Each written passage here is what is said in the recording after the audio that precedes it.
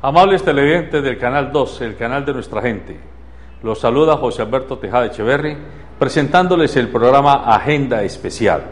Hoy, en esta tarde caleña, vamos a hablar con un vallecaucano que está postulando su nombre para la gobernación del departamento del Valle para el periodo 2016-2020. Óscar Gamboa Zúñiga.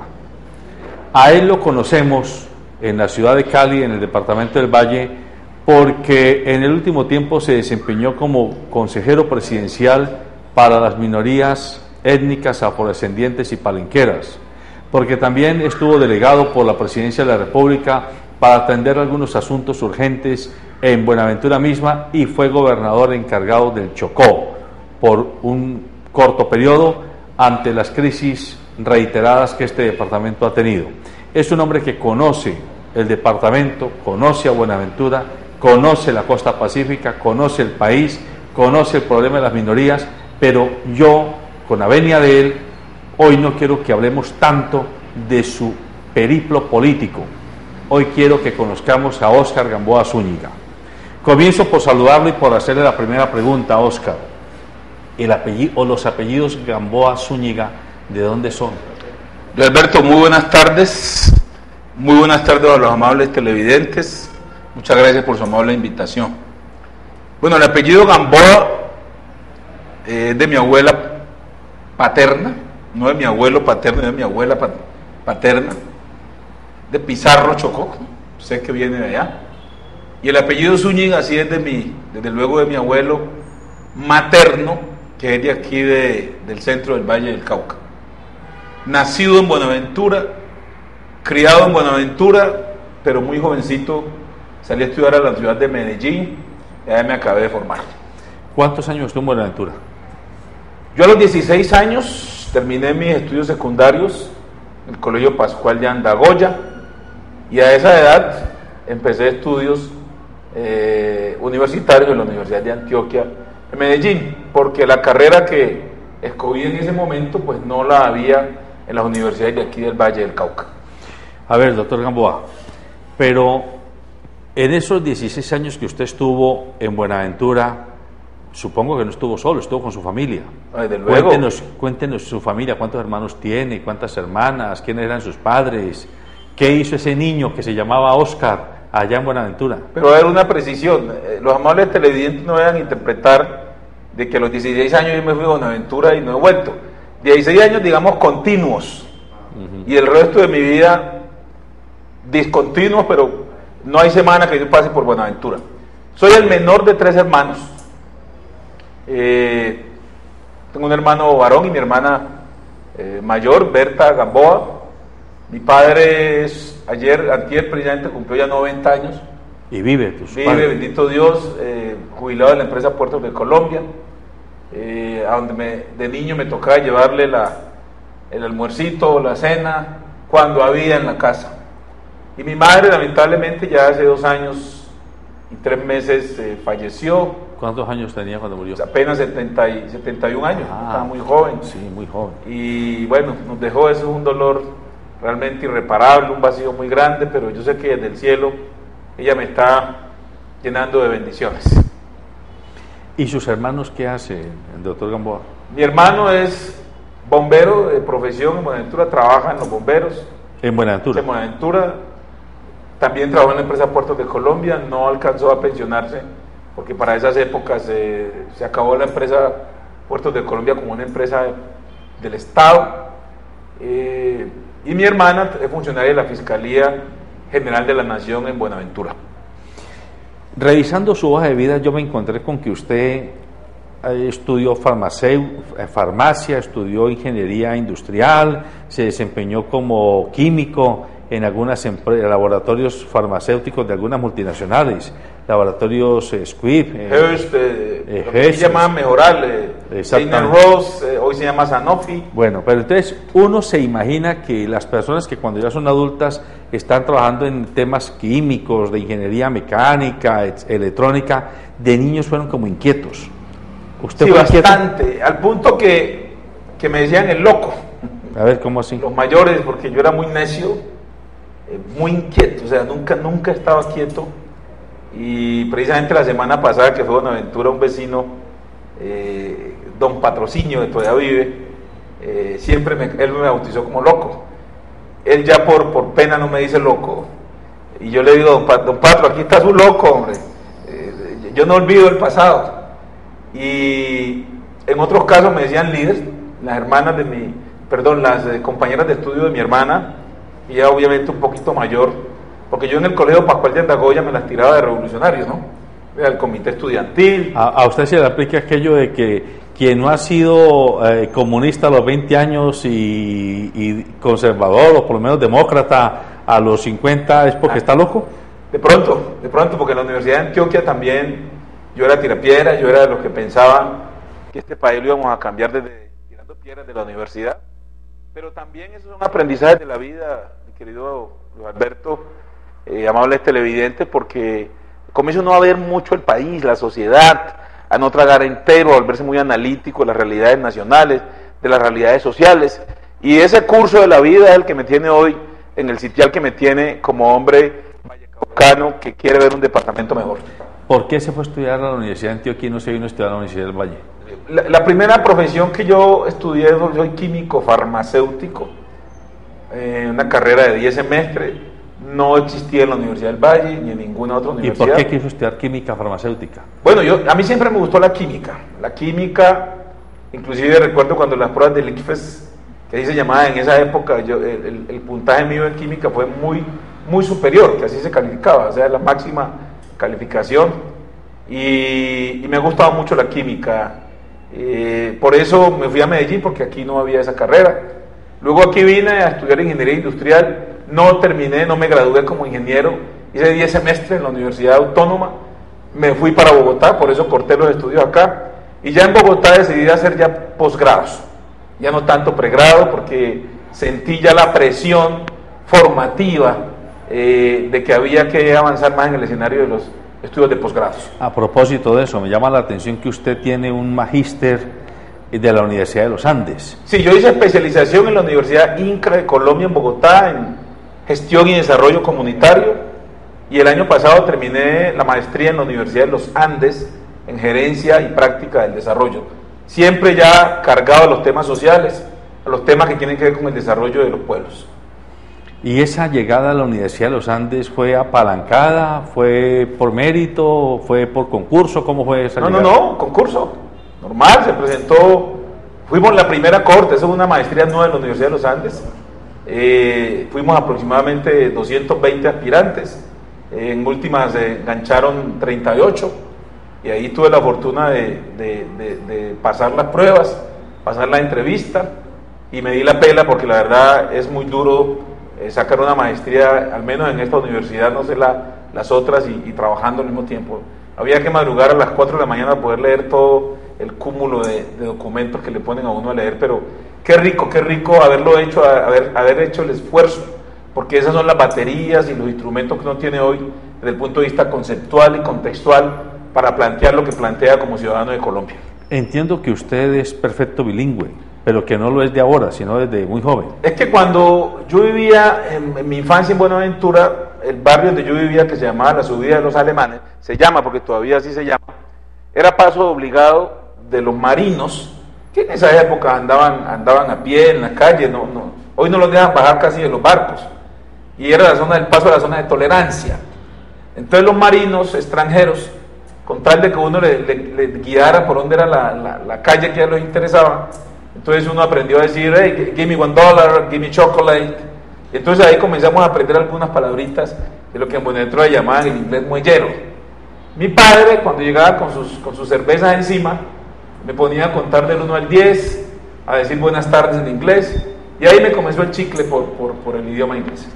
Pero entiendo que usted era como monitor o profesor de inglés. Sí, yo cuando estudiaba en la Universidad de Antioquia, como esa universidad tenía tantos problemas, la cerraban, la abrían, entonces aproveché un largo cierre que tuvo la universidad para meterme ya formalmente en un instituto, el Instituto Bridge en Medellín, un año. Entonces perfeccioné, aprendí gramática, y de ahí el rector de esa institución me recomendó para dictar clases en un colegio nocturno en Medellín, y eso ya me sirvió para terminar de costearme mis estudios en Medellín. Doctor Gamboa, ese muchachito que quería estudiar química farmacéutica, que ya se hizo joven y decidió irse a la universidad, le preguntaba hace un ratico, ¿había sido loco? Usted dijo, sí, a mí me llamaban loco, pero ¿hizo algún experimento, quemó alguna cobija, quemó alguna habitación en su casa o hizo algún daño en la comunidad intentando hacer experimentos? Muchos daños en la casa, y como en esas épocas todavía existía el rejo, esos rejos de 2 patas. Que en Tiotajuá no lo traumatizaron, por lo visto. No, la verdad que no, antes por el contrario, no quiero justificar con esto que a los niños hay que castigarles como que ya nos tocó a nosotros, pero yo creo que esa formación de la familia es vital, sobre todo para el tema de valores. A mí, a punta de rejos, también nos enseñaron a que los mayores había que respetarlos, que uno no podía cogerse lo que no era de uno. Que no hay que meter la cucharada en las conversaciones de los mayores. Uy, por Dios, era con la mirada lo sacaban a uno del escenario. Y yo recuerdo alguna vez, mi madre dejó una moneda en esa época de 10 centavos encima del comedor y se perdieron. Y de verdad, fue muy cruel la amenaza, porque ellos, si no aparece la moneda, a alguien se le van a quemar las manos. Digo, fue muy cruel porque ella nunca lo iba a hacer, pero con eso amenazó. Y fue mi hermano el que lo había cogido para comprarse unas cucas que en esa época valían 5 centavos, y la fuetera fue de la Madonna, ¿verdad? Mamá era implacable en eso, pero esa residumbre nos sirvió hoy para tener también esa firmeza de principios, esa firmeza de valores y esa concepción de lo que debe ser un buen ciudadano o una buena ciudadana. Y cuando usted llegó a la Universidad de Antioquia, ¿en qué año estamos hablando? El año 78. Bueno, usted llegó en plena efervescencia de ese movimiento izquierdista revolucionario que había en Colombia, en América Latina, inspirado por la Revolución Cubana, inspirada por la Revolución Nicaragüense, inspirada por China, inspirada por los sacerdotes de la Teología de la Liberación, Grupo Golconda, Monseñor Valencia Cano. ¿Le tocó con Valencia Cano? Me tocó de niño, claro, lo recuerdo perfectamente. Ese era un apóstol, ese hombre definitivamente está en la gloria de Dios. Nunca me olvido que vestía siempre de vestido caqui, camisa y pantalón caqui, pero la verdad era un apóstol, Monseñor Valencia Cano. Yo creo que, guardando las proporciones, yo veo el perfil del Papa hoy y siento que esa era la línea de pensamiento de Monseñor Valencia Cano. ¿Y usted tuvo algún trabajo en particular con él?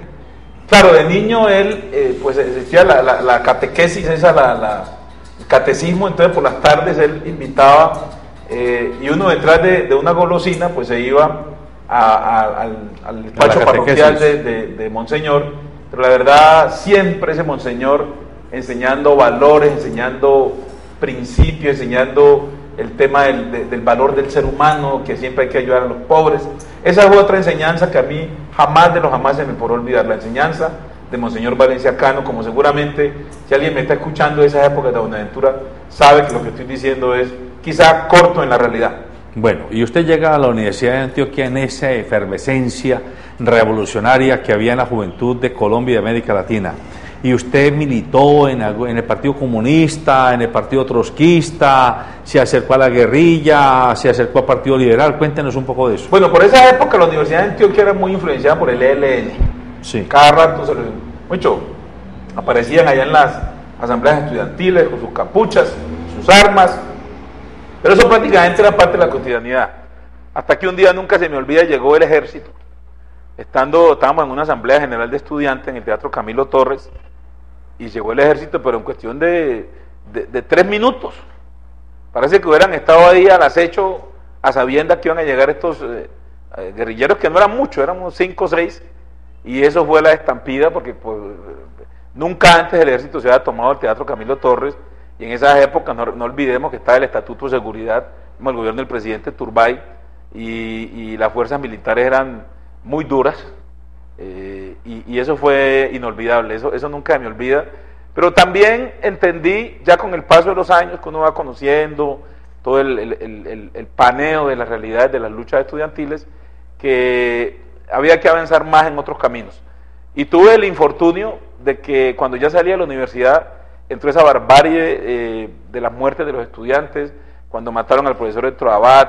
Yo ya había salido, pero a mí me tocó la muerte del profesor Valencia, que entraron y lo mataron dentro de la universidad. Ya el paramilitarismo entraba a matar gente a la Universidad de Antioquia. Curiosamente uno salía de vacaciones, sobre todo los diciembres, y cuando regresábamos en enero, mira, ¿te acuerdas de fulano de tal? Sí, claro, el de Palmira, sí, claro, el de Montería, lo mataron. O sea, ya llegó esa horda del paramilitarismo, y eso fue el acabose ya de la lucha estudiantil. Y ustedes ven que hoy difícilmente en las universidades públicas de Colombia los movimientos estudiantiles son los que fueron en esas épocas, ¿no? Eso es triste, pero a tiempo presente también entendería que ese modus operandi de la lucha estudiantil tampoco tendría la cabida que tuvo en ese momento de la historia. Esto ya son otros momentos de la historia, y yo estoy seguro de que los jóvenes hombres y mujeres que hoy están en las universidades públicas sabrán dar las luchas en los nuevos momentos de la historia. Pero no me ha contestado la pregunta. ¿Militó en algún Yo partido? hice parte de lo que llamaban los comités amplios. Allá existía la JUCO, Sí. todavía existía el MODIR, existía la JUPA, Juventud Patriótica. Ajá. Eran facciones de la izquierda, pero al calor del esquema organizativo estudiantil existían lo que llamaban los comités amplios. Entonces la Facultad de Medicina tenía un comité amplio, la Facultad de Ciencias Exactas y Naturales otro comité amplio. Entonces yo hacía parte del comité amplio de la Facultad de Ciencias Exactas y Naturales, que no éramos propiamente ni de la JUPA ni del MODIR, sino era una conjunción de diferentes expresiones ideológicas por un propósito común, que era una lucha estudiantil sostenida y pueblerina. ¿Con el M-19 tuvo algún tipo de contacto, de cercanía, de relación? Nunca, pero hoy me enorgullece sentirme amigo de Antonio Navarro Wolf, a quien a propósito, él sabe que el dolor y la solidaridad por lo que le pasó la semana pasada por la muerte de su hijo. Con Rosenberg tengo una extraordinaria amistad, y he conocido y he disfrutado de las historias que ellos me contaban de esas épocas, de los años 70 y 80, cuando el M-19 estuvo en pleno furor. De manera que eso es lo bello de la democracia, de que las personas que estuvieron con mayor intensidad en armas en sí, porque yo no las tuve, hoy estén como actores de primerísima línea de la vida democrática y la vida política nacional. Bueno, entonces tenemos a Óscar Gamboa, el químico farmacéutico de la Universidad de Antioquia, sale en el 82. El gradué en el 87. 87, pero usted entró en el 78. Claro, no perdí, óigame bien, para que no vayan a creer que yo fui un mal estudiante. Sí. Nunca repetí un curso. Trabajaba allá. El primer largo cierre de la universidad fue casi un año. O sea, usted se demoró 9 años para terminar la carrera. Y me fue bien. Y le fue bien. Y nunca repetí un curso, pero la verdad, la sumatoria de cierres, la sumatoria de paros, me dilató la carrera casi el doble de lo que debía demorarme. Pero usted termina su carrera y usted se va al sector privado, Sí, señor. farmacéutico. Señor, aquí a Cali. Exactamente. Debuté en la empresa Insigne Ross, que aquí le llamaban Mejoral. Sí. Por la octava con 20 y algo, por donde quedaba Varia antes. Sí, sí. Ahí estuve casi un año, de ahí fui a Bristol Myers Squibb, que queda ahí en la Sexta Norte con 28, algo así. Pero yo dejé de ejercer en el sector privado por un problema de discriminación racial. Una empresa que por ética no la menciono, porque la culpa no es de la empresa, pero me encontré con un gerente general, que ese sí lo voy a mencionar, Hugo Berrío, no sé si vive todavía, que fui escogido para ocupar un cargo ejecutivo en esa empresa, y el señor dijo que en esa empresa un negro no podía ser ejecutivo. Bueno, entonces yo le hago la pregunta a Óscar Gamboa, el ser humano, y cuando usted se da cuenta o le dicen en la cara que un negro no puede ser ejecutivo en esa empresa, ¿qué siente ese ser humano? Es una mezcla de sentimientos en fracciones de segundos. Yo creo mucho en Dios, y lo primero que se me ocurrió decir en mi intimidad: Dios mío, ¿por qué por ser como soy me suceden estas cosas? Segundo, por la indignación propia de un ser humano que lucha por salir adelante, que se preparó. Y tercero, un sentimiento de desafío frente a las realidades de la vida. Y ahí el director de Recursos Humanos, que fue quien me notificó y me dio esa información, sentí que era un hombre bueno, Jairo García. Valoré las palabras, me explicó por qué él le tocó hacer eso, que no era él el que estaba generando la información, sino que le tocó por el cargo que ocupaba. Muy solidario, lo mismo que los otros directivos de la empresa, pero el gerente general es el gerente general, y hasta ahí llegó mi vida en el sector privado. Eso es un episodio en esa empresa muy ¿Estamos hablando de qué año? Eso fue en el año 93. No, perdone. Eso fue en el año 89. 89. Mira, 88. Mira, la verdad, 88. La verdad es que esa es la realidad de la sociedad nacional. A mí me duele decirlo, pero Colombia hoy, y se lo dije en su momento al presidente, porque un día me lo preguntó el presidente Santos, que si Colombia era un país racista. Yo le dije, presidente, absolutamente sí. No son nuestras leyes las que promueven ni fomentan el racismo. Es un tema cultural. Aquí todavía hay una negación para aceptarnos como diferentes.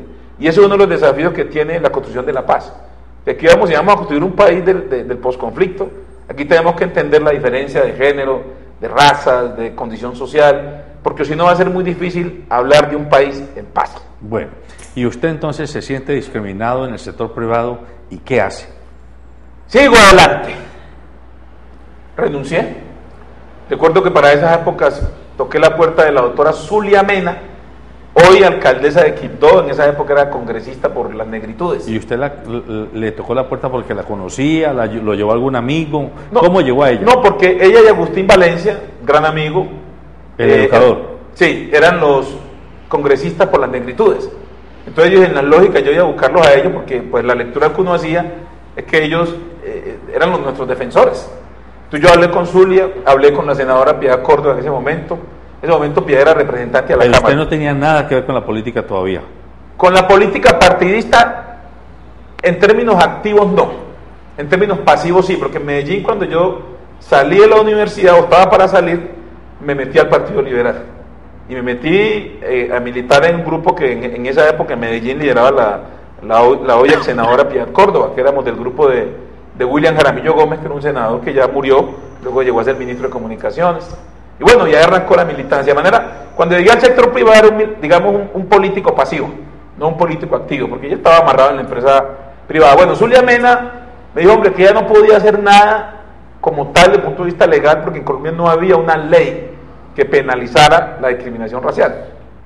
Y ese es uno de los recuerdos que me llenan de orgullo al estar en la dirección del programa en la Presidencia de la República para las Comunidades Negras.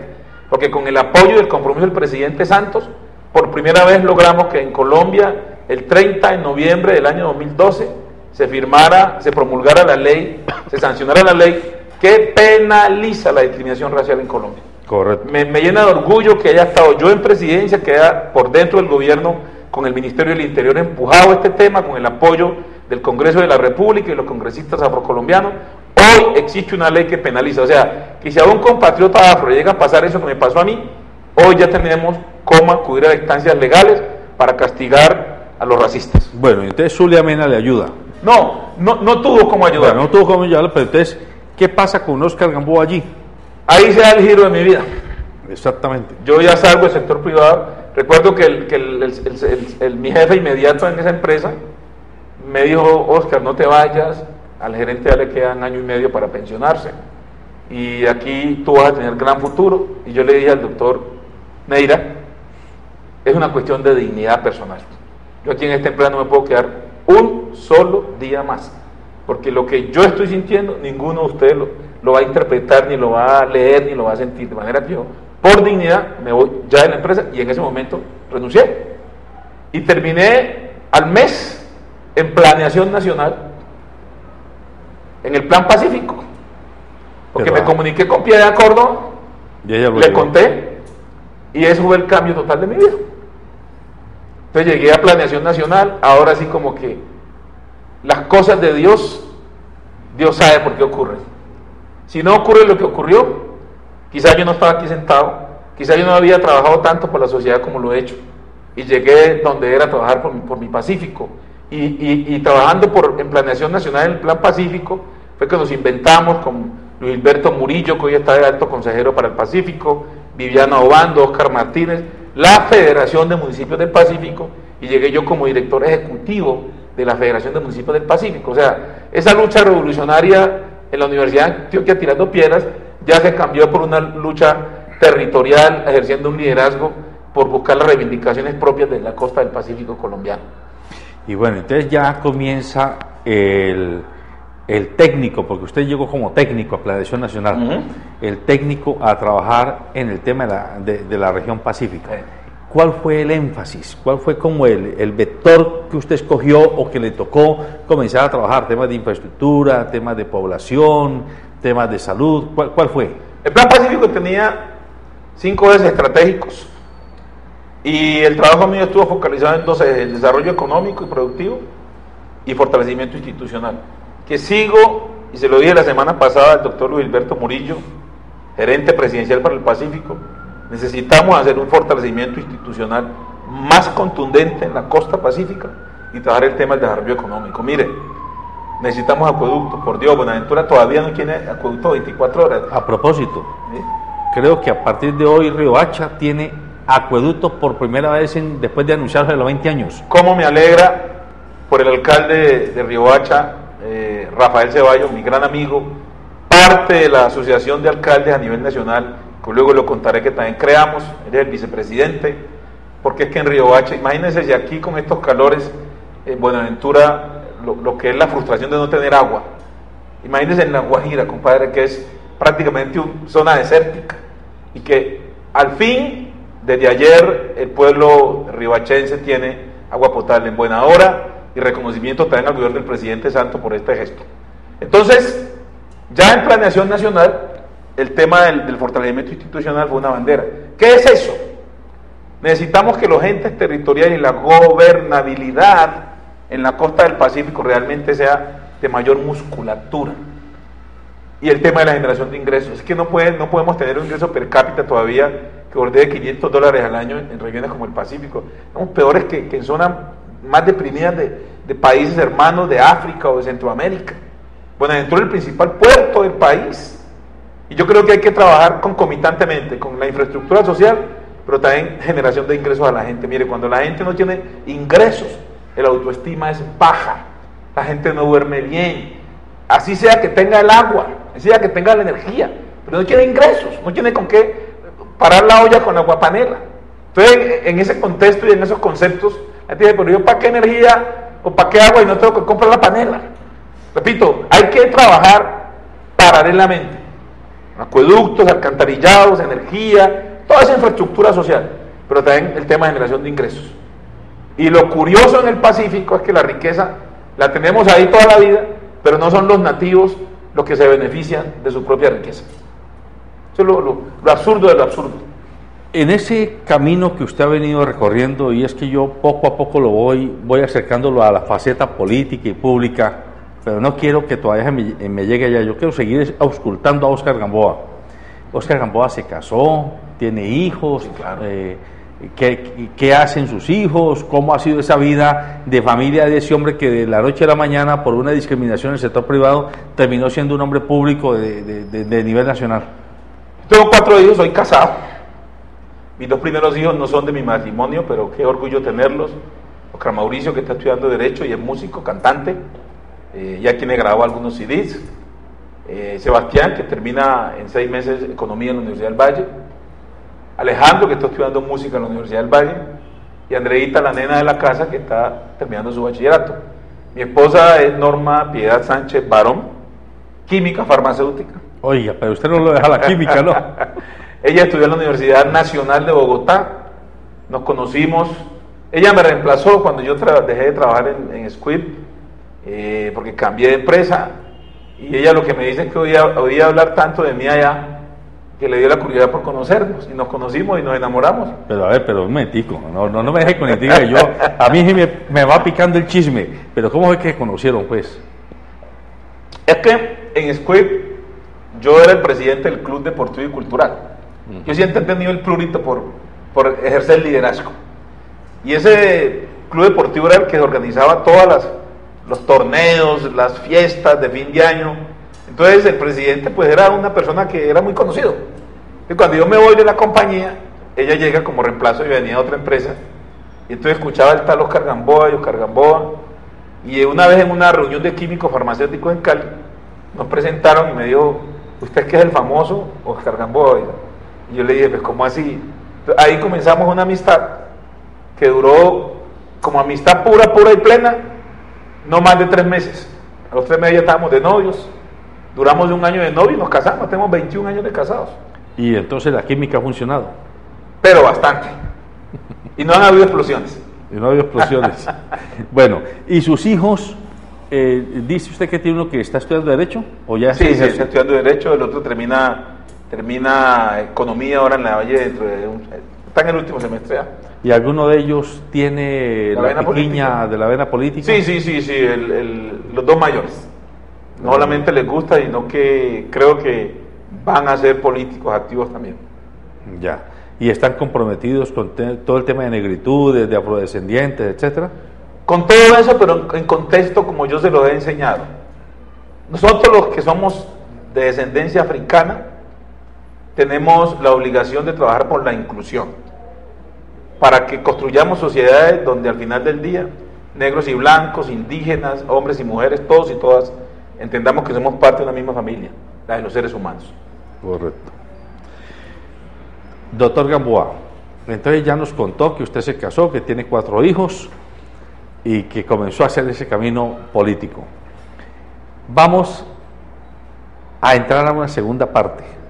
Vamos a hablar del hombre público que ha estado jugando, ¿por qué no decirlo?, en las grandes ligas de las relaciones internacionales del país, con congresistas y políticos americanos, que ha tenido que ver con el Club América. A usted se le debe que el Club América no ha salido de la B, pero sí salió de la lista Clinton. Aunque bueno, muchos no lo quieran reconocer, pero así es. Bueno, pues ahora nos va a contar eso. Y nos va a contar otras cuitas. Y concretamente, ¿por qué quiere irse ser el gobernador del Valle? Pero vamos a un corte comercial.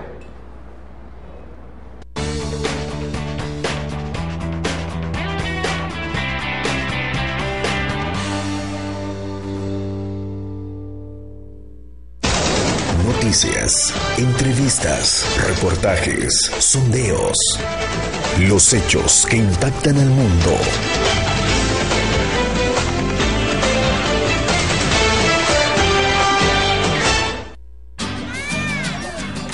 Si quiero cumplir mis sueños, siempre debo decidir por mí. Lo que quiero en mi vida lo decido sin presiones.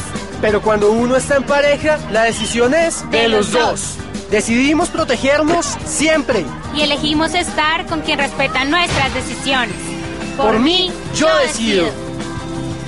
Esto es Un País Moderno. Daylight come and me don't want go home.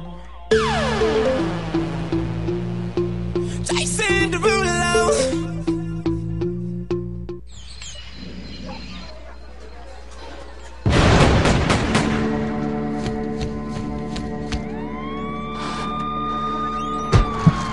Somos la misión médica, llevamos un herido. Bueno, está bien, continúe. ¡Me dejen morir! ¡Ayúdenme, por favor!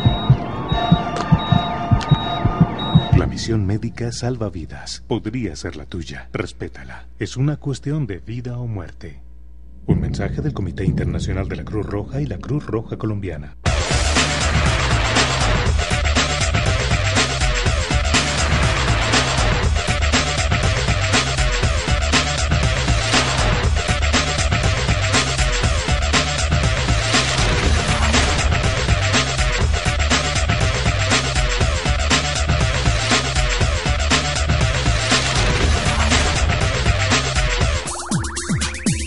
Daylight come and me don't want go home. Chasing the ruler.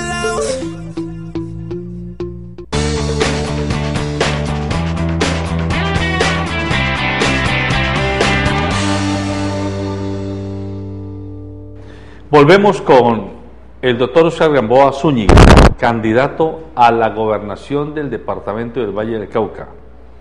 Él nos está contando un poco, unas cuitas de su vida, para conocer a la persona, al ser humano, al colombiano, al vallecaucano que está detrás de esta aspiración, puesto que le hemos pedido que se deje confesar, que me deje a mí ejercer de padre confesor por un rato, ¿sí? Alguna vez quise ser cura, pero ahora estoy simplemente haciendo la manía, porque es bueno conocer a quién está detrás del político. Ese político, uno le ve las cosas temáticas generales, pero muy pocas veces se conoce a la persona, cómo vive, cuál es su cotidianidad, cómo se hizo, cómo llegó a donde está hoy día. Entonces les decía a ustedes antes del corte y al doctor Gamboa que en esta segunda parte quiero introducir el tema de la agenda pública de Óscar Gamboa Zúñiga. Usted nos decía que entró porque precisamente por la discriminación fue buscando, encontró a Surmamena, encontró a Piedad Córdoba lo llevó a Planeación Nacional, entró al Plan Pacífico y en esa época, después del Plan Pacífico, ¿a dónde terminó en la década de los 90? Como director ejecutivo de la Federación de Municipios de la Costa del Pacífico. Que ustedes lo crearon.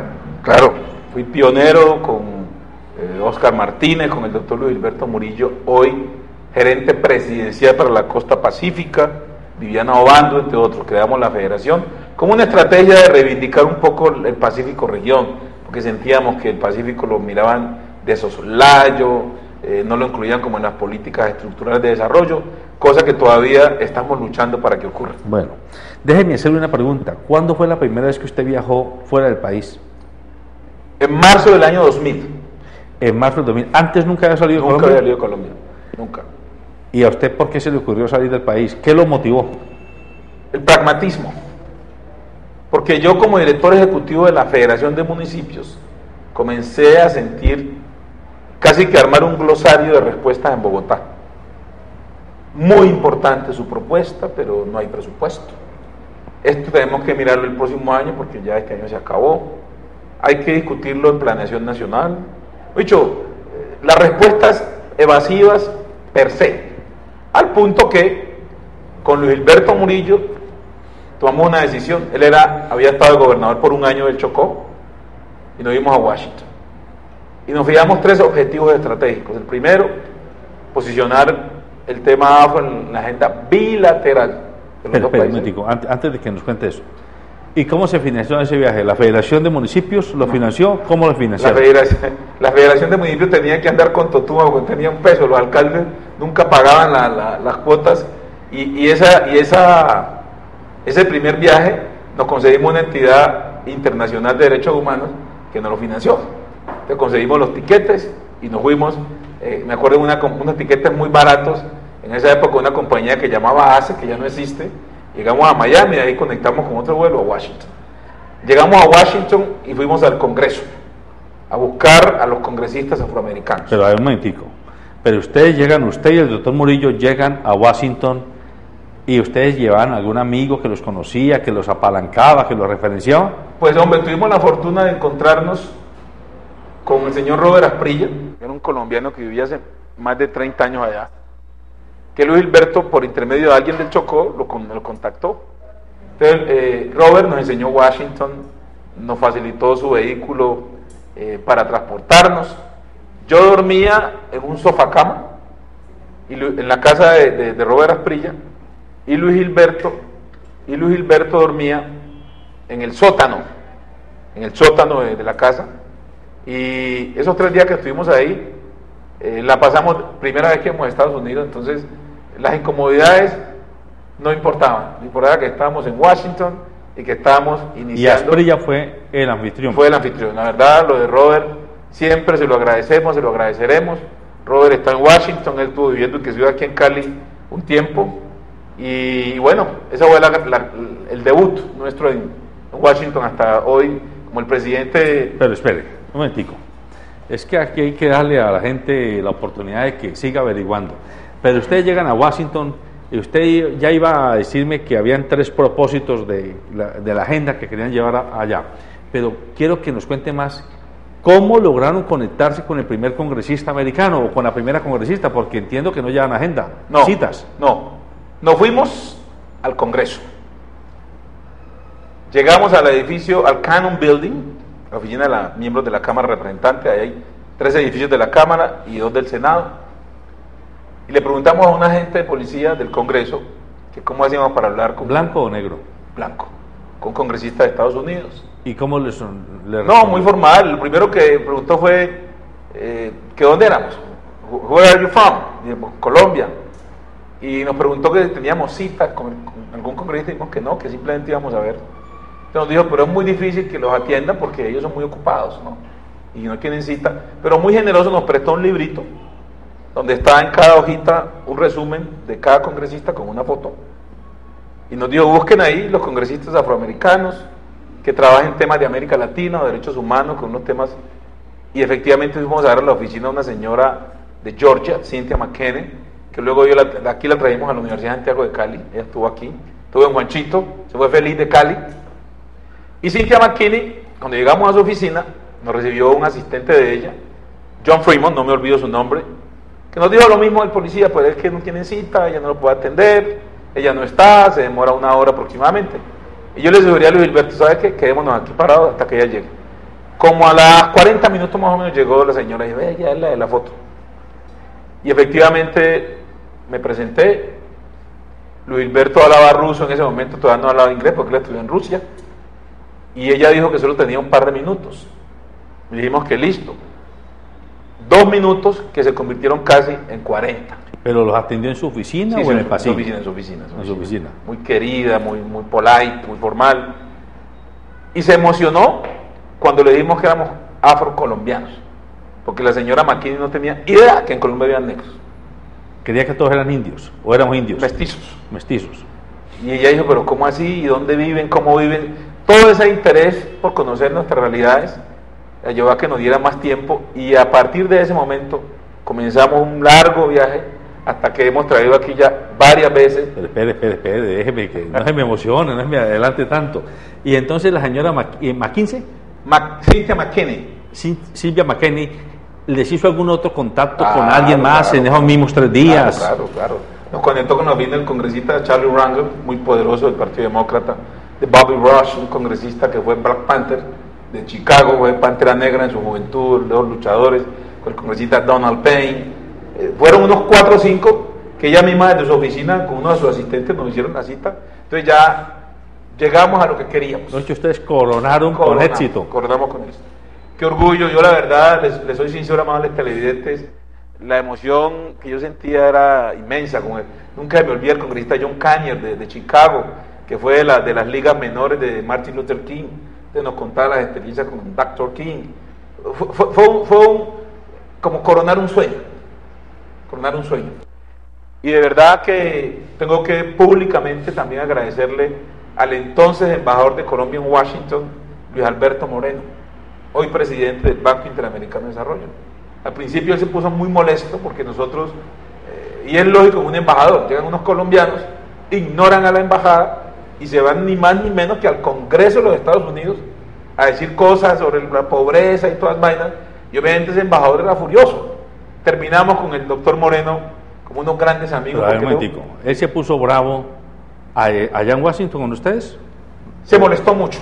Pero él se dio cuenta cómo. Claro, no, pues es que en la hermenéutica de la relación entre los países, si usted como colombiano va al Congreso de Estados Unidos inmediatamente se conectan, o al Departamento de Estado, llaman a la embajada y dicen, aquí estuvo el señor Luis Alberto Tejada. ¿Y Luis Alberto Moreno los llamó a ustedes? No, nos dimos cuenta por una tercera persona que la embajada, estaba muy molesto. Está muy molesto porque ustedes no pueden ignorar la embajada. ¿Y cuándo se conoció con Luis Alberto Moreno? Nos conocimos, eso fue en el 2000, más o menos en ese viaje, la última cita fue con él. En los mismos días. Y fue una pelea terrible, porque obviamente le interesó, porque esto que hacen metido en el Congreso. Claro. La última cita fue con él, pero la verdad fue muy incómoda. Muy tensa. Muy tensa, sobre todo porque yo fui irreverente, tengo que reconocerlo. Luego me excusé con él, cuando ya nos volvimos, como decimos vulgarmente, nos volvimos panas. Y yo sí fui la embarrada, porque fuimos a Filadelfia, no sabía que acá había negros. Entonces, cuando llegamos al despacho de él, empezamos con una recepcionista que la sentimos de muy mala leche, como se dice, que nos miró como si fuéramos unos intrusos. ¿Tiene cita con el embajador? Sí, vinimos a cita con el embajador. Y dijo, pero no entiendo. Le dije, dígale que los negritos ya llegaron. Y cuando llegó Moreno, el doctor Moreno, pues yo le dije que no nos sentíamos representados por él. Y él obviamente para un embajador es una frase muy grosera.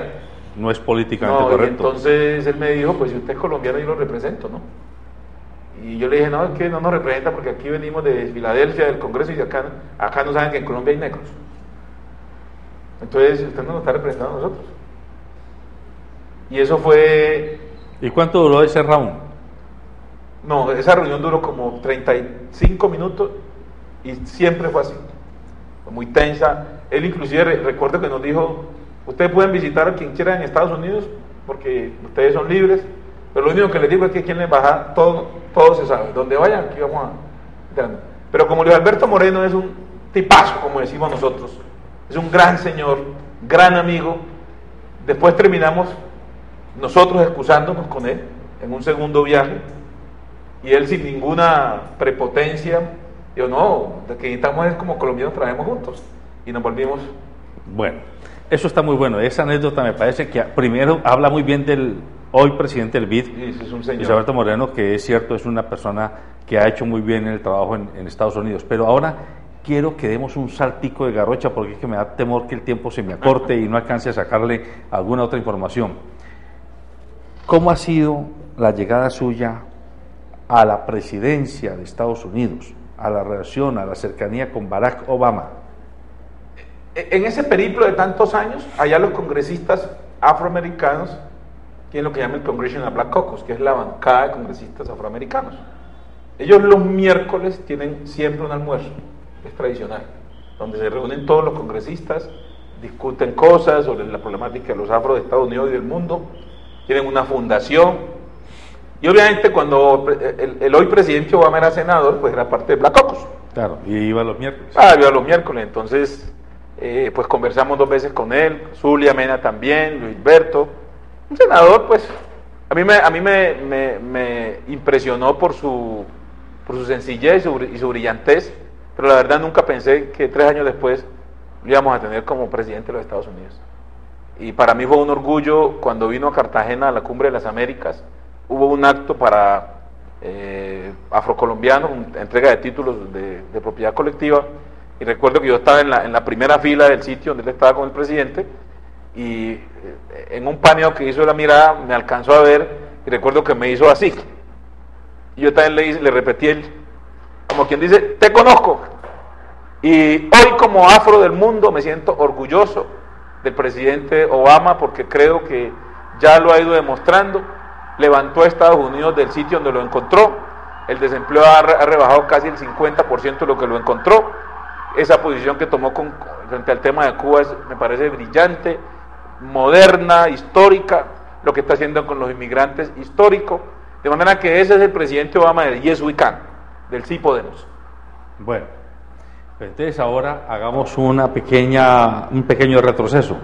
Y la relación suya con el embajador William Bromfield en Colombia, ¿cómo se dio? ¿Cómo se logró encarnar?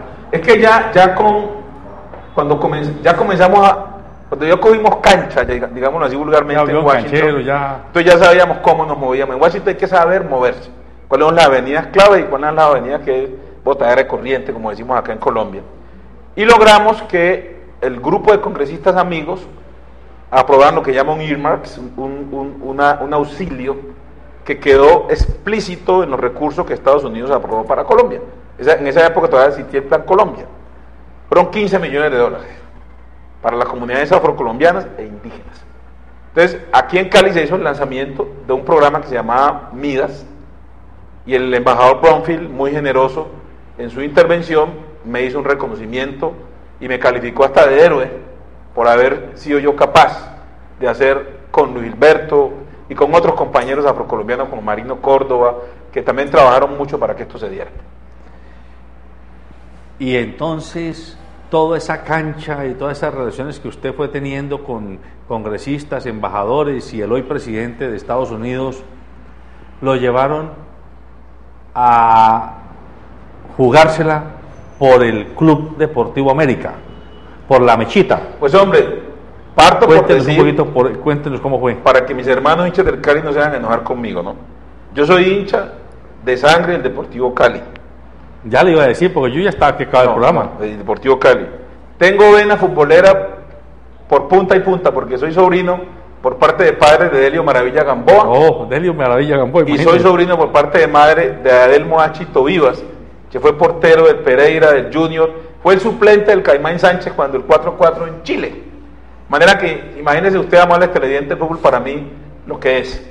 Y obviamente, con el entonces presidente de la América, Carlos H. Andrade, y el doctor Oscar Gallego, que era el vicepresidente de la América, fuimos a Estados Unidos, logré conectarlos y sentarlos y que se tomaran hasta fotos con el ministro de Comercio de los Estados Unidos. La fecha exacta de eso fue estamos en el 2015, eso fue en el 2012. Nos acompañó inclusive Marilena Quiñones, la hoy secretaria de Cultura de Cali. Fuimos, hablamos con congresistas de Estados Unidos en el sitio donde estábamos, hicimos una tremenda gestión política para que la América se la lista Clinton. Por eso ellos me honraron cuando la América jugó la final del primer torneo de la B, o sea, la primera final que le tocó jugar en la B, la primera y única. Pues el América me invitó para que hiciera el saque de honor en el Pascual Guerrero. Me presentaron como un hombre que le había dado la mano a la América y me siento orgulloso de ello, porque esto va más allá de la camiseta verde y de la camiseta roja, son los equipos del Valle del Cauca. Por eso celebré que Cortuluá subió, porque es que es absurdo que el Valle del Cauca, un departamento futbolero, solamente tenía un equipo en la categoría A. Eso debe llenar de vergüenza a los vallecaucanos, porque eso significa también pérdida de liderazgo. Doctor Gamboa, su historia de vida es tan interesante que el tiempo se nos fue hablando de la biografía de Óscar Gamboa, pero a mí me quedan muchas preguntas ya sobre el hombre público y sobre la agenda que usted le propone a los vallecaucanos. Lo comprometo a que venga a otro programa nuestro, pero ya vamos a hablar de qué es lo que usted propone con base en lo que ha hecho, sus realizaciones, propuestas que sean mensurables, medibles, realizables, donde usted venga y nos diga qué es lo que usted cree que puede hacerse en el Valle del Cauca para que volvamos a ser ese departamento pujante y líder que lo fuimos hace muchos años en el país. Me sobo las manos humildemente, con la bendición de Dios, porque como vallecaucano sí siento un nudo en la garganta de que nuestro departamento se nos apoltronó, y lo digo como un acumulado de los últimos 20 años, no como la gestión de alguien en particular. Y llegó la hora de que los vallecaucanos y vallecaucanos sacudamos la cabeza, nos golpeemos los cachetes, y entendamos que aquí tenemos que despertar, porque el Valle del Cauca no puede seguir siendo un departamento apoltronado, departamento disfuncional, sino que tiene que ser el departamento grande y hermoso, porque lo es, funcional porque lo es, y de oportunidades porque las tiene. Bueno, entonces se compromete conmigo a que viene a una segunda entrevista, una segunda confesión. Compromiso, doctor Tejada, compromiso con los amables. Pero venga, pero es que ese compromiso tiene otra condición. Si usted resulta siendo elegido gobernador del Valle del Cauca, se compromete a que viene a este canal, el canal 12, el canal de nuestra gente, a darnos cuenta y razón de su gestión periódicamente en los 4 años de su gobernación. Pongo a Dios por delante y le respondo que sí. Así espero que sea. Amables televidentes, hemos tenido a Óscar Gamboa Zúñiga, bonaverense, de origen chocuano por parte de madre. De abuela. De abuela. Mi padre y madre son nacidos en Buenaventura. Sí.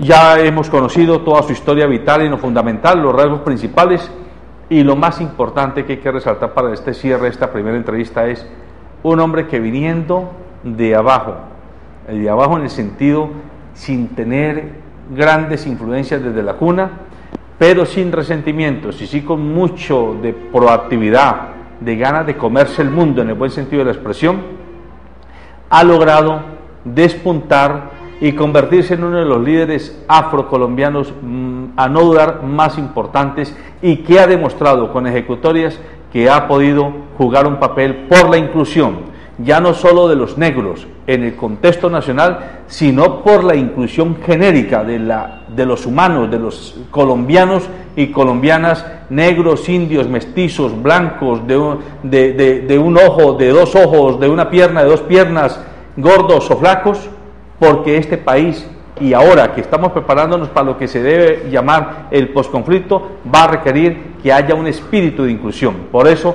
la segunda entrevista, que la vamos a programar próximamente y a ustedes les estaremos informando, le vamos a pedir que nos diga qué es lo que propone hacer en el Valle del Cauca para que juguemos esa segunda parte del partido por una Colombia mejor.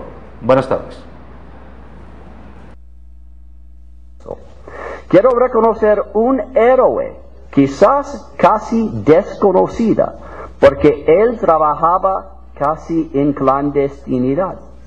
Hace más de un año, él fue a Washington, donde tuvo contacto con un número increíble de congresistas de mi Congreso Nacional. Y gracias a sus esfuerzos, el Congreso de los Estados Unidos aprobó los fondos específicamente para este programa. Quiero saludar a ese hombre en este momento. Oscar Gamboa, le saludo.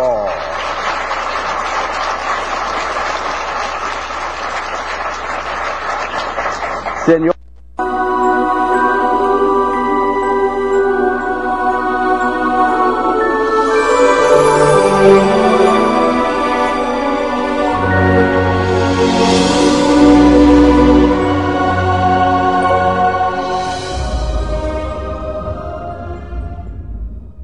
Daylight come and me don't want go home.